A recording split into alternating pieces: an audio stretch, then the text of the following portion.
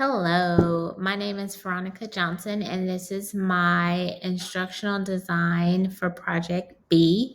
The title of the instructional design is Electricity, Light, and Force, and a little bit about the design. So, this instructional design will be used as a review for two fifth grade science classrooms.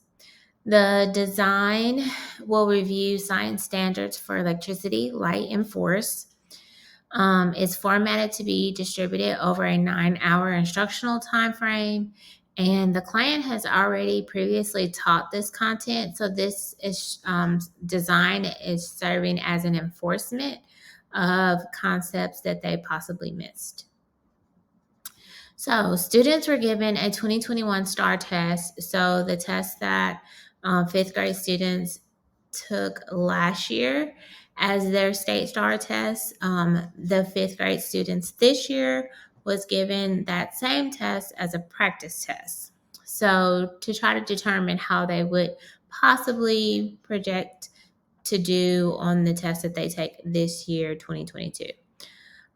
So the problem is that the client needs help with reviewing specific standards for electricity, light, and force. The reason why this was important is because her students scored low in this area, and there's a concern because this is a highly tested area on the STAR test. And so she wanted to make sure that she went through and clarified any misunderstandings, and also reinforced anything that could be reinforced in the little bit of time that she had left. We know that they were going to be the two readiness standards, 5.6B and 5.6C, were going to be, or should I say, are going to be on the 2022 STAR test because they are readiness standards. Her class also scored low on 5.6D, but that was a supporting standard. So again, the purpose of the instructional design is to review these three standards, 5.6B, C, and D for electricity, light, and force. They scored low, which was they needed to average about 60% or above, and they were in the 40% range. At the end of this instructional design, the average goal was to be at 70%. So, the learning outcomes. For electricity, students need to indicate the flow of electricity in a series and parallel circuit and be able to tell the difference, how light, heat, or sound is produced. They also will have to classify conductors and insulators, be able to know the difference between the two, and materials needed to make a switch. They also will have to analyze the image, and for example, if a particular wire is cut, what would happen to the other bulbs, or if the circuit is open or closed. They'll have to analyze a complex image to determine why electricity is being prevented from flowing. For light, they have to be able to show that light travels in a straight line until it strikes an object and is reflected. They need to know the difference between reflection and refraction. They need to demonstrate that light is reflected when it bounces from one object to another and cannot travel through it. And they'll also investigate scenarios where light is reflected and is refracted. For force, they need to observe and also show how position and motion can be changed by pushing or pulling an object. And if time permits, there's also an investigation at the end that was included in the instructional design. So the goals. Goal number one is students will be expected to illustrate the flow of electricity in a circuit, and then there were learning outcomes for these goal. Second goal was students will be expected to determine how light travels, and on the screen are the learning outcomes. And the third goal is students will be expected to indicate forces that affect the movement of objects. So some of the instructors' needs was that we needed to align this review with fifth grade TEKS. She wanted to include technology, although she was very reluctant. The client, Mrs. Cruz, does not like using technology, and so this was a hurdle that we had to get over. It was important to include small group activities because she wanted to be able to pinpoint what students knew, what they didn't know, whatever individual misconceptions they had. It was also important to increase academic performance on the three 5.6 readiness standards, B, C, and D for electricity, light, and force.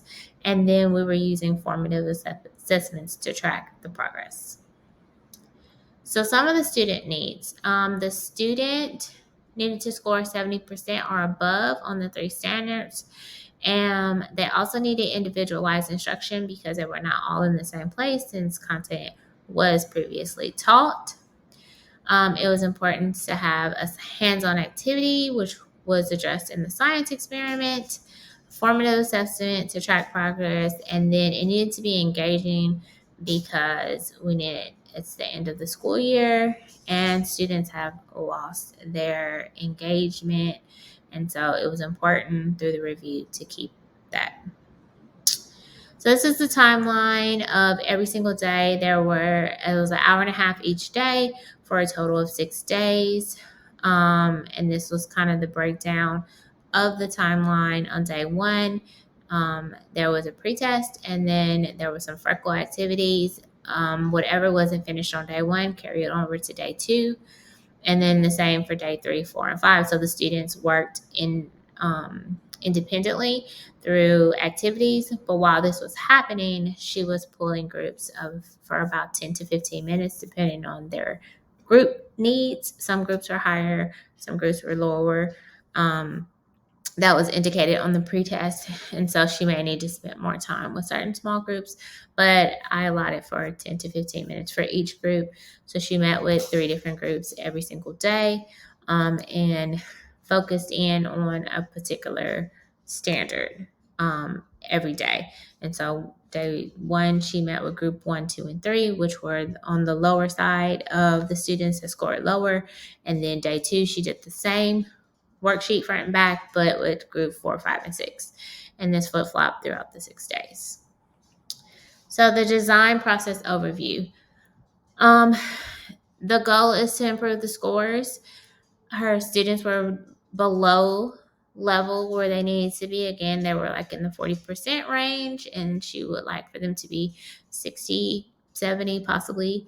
They needed to be able to understand the different uses for electricity, for energy, demonstrate the flow of electricity, explain circuits, parallel circuits, series circuits, how light, heat, or sound, how light travels in a straight line until it strikes an object and it was reflected, and also how it can travel from one medium to another. For the activities, so the most of the activities were on Freckle because it was an individualized instruction that could be used to clarify misunderstandings. And Freckle also had certain videos that the students could watch on their own independently. These links were loaded onto the hub so that the students could watch them as they please for these 3 areas. So there was several activities that the students need to complete over the course of 6 days. They also had a writing assignment, which roller coaster is moving faster.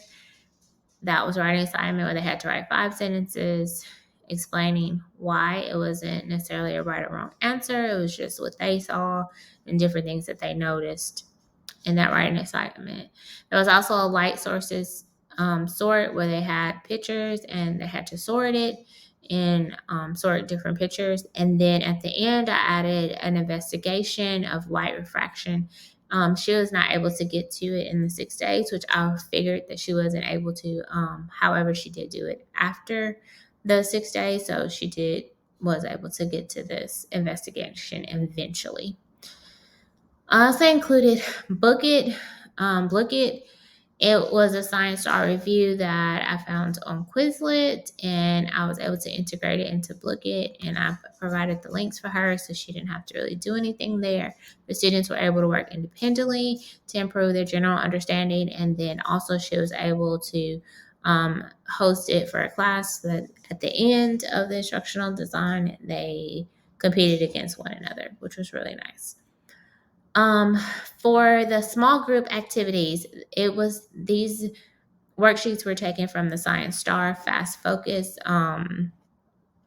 warm ups, and the three TEKs that were covered was 5.6B, 5.6C, and 5.6D. And again, here's a layout. Again, here is a layout of every single day and the activities that were completed. Development. So during the development phase, we really focused on individualized and targeted small group instruction. Like, we really just wanted to focus on individual students. And Freckle allowed us to do that because most of the students were working on something on their own, and she was able to pull these small groups, groups of 4, one group of 5, a higher group of 5, and really focus on their gaps in understanding their skill levels and certain misconceptions. She found some of the misconceptions to be similar. So as time going on, the group times were shorter and students were able to finish their activities on Freckle.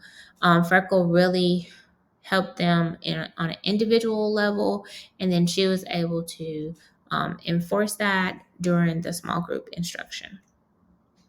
So implementation. Some of the things that happened during implementation. Pretest. On track, there were 6 questions. Then they were to go right into their individualized activities and videos on Freckle. There were science warm-up, fast focus science warmers that were used during small group instruction. There was a writing assignment, lighting, source to sort. Book It was used to kind of keep a review and a competitive side against the students going. There was also an investigation, and at the end, a formative assessment. There were 5 questions for each TEK, 5.6 B, C, and D, for a total of 15 questions on the formative assessment. So evaluation. These are some of the evaluation questions that were asked that I created for the instructional design. I went back to Ms. Cruz, my client, and asked at the end, did she feel like the objectives were met? Did it thoroughly review electricity, light, and force? What was her favorite part? One of her favorite parts of the instructional design, she mentioned being a freckle allowed her to work in small groups, and the other kids had something to do, and she didn't have to worry about the other kids. She was able to just focus on the kids that were right in front of her. Her least favorite part probably was Freckle as well, because it was hard for her to deal with the technology part of it. But since we're very close in proximity in classrooms, I was able to load all that on her computer for her and check all that for her. So we were good there. It was easy to follow, and she feels like it met the instructional needs. So rating 1 to 5, she just rated this design a level 5. As I mentioned, she liked the individualized instruction that really hit where she was trying to go with the small group setting. Freckle kept her students engaged and accountable. The students also liked Freckle. They liked the videos and also the articles on Freckle. They felt like they were very engaging, something that they enjoyed reading. They also really like Book It. I didn't put it on here, but they really mentioned that they like Book It because they like the whole competitive side of Book It. They feel that the articles help them understand a lot of different misunderstandings. I put 2 on here. One, the difference between push and pull, and then the other was reflection and refraction. Those are the 2 things that they really struggle with. The results. So on the pretest, and final formative assessment were given to students on track.